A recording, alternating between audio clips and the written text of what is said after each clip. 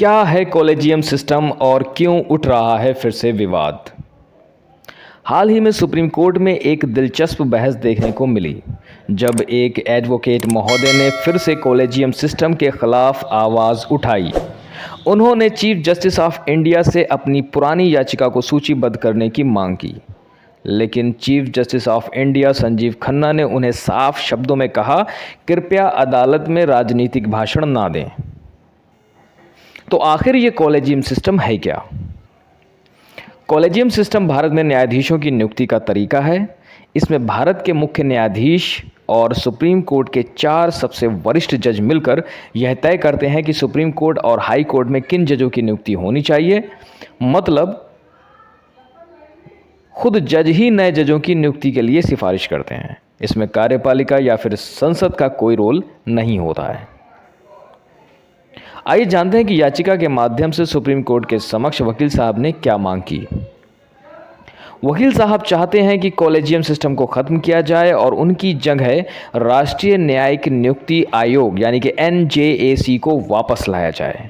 उन्होंने 2022 में इसी मांग को लेकर सुप्रीम कोर्ट में एक रिट याचिका दायर की थी। उनका कहना है कि NJAC समय की ज़रूरत है और देश के लोग भी इसकी मांग करते हैं। उन्होंने यहाँ तक कहा कि उपराष्ट्रपति भी NJAC की वापसी की बात कर चुके हैं।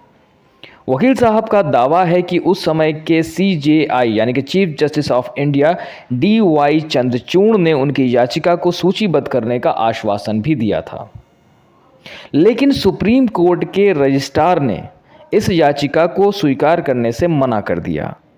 उन्होंने कहा कि 2015 में सुप्रीम कोर्ट NJAC को असंवैधानिक करार देकर कॉलेजियम सिस्टम को बहाल कर चुका है, इसलिए अब उसी मुद्दे को दोबारा उठाने की कोई ज़रूरत नहीं है।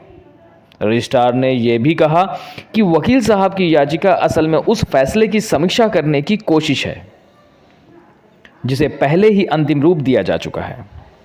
आइए जानते हैं कि कानूनी नियम क्या कहता है। सुप्रीम कोर्ट नियम 2013 के आदेश 15 नियम 5 के अनुसार रजिस्ट्रार किसी याचिका को इस आधार पर अस्वीकार कर सकता है कि उसमें कोई उचित कारण नहीं है या वह तुच्छ है या उसमें कोई आपत्तिजनक बात है। लेकिन अगर याचिकाकर्ता इससे सहमत नहीं है तो वह 15 दिन के अंदर कोर्ट में अपील कर सकता है। ये मामला जिसमें यह याचिका दायर की गई थी वो मामला मिस्टर मैथ्यूज J नेदुम्पारा बनाम चीफ जस्टिस ऑफ इंडिया और अन्य 2022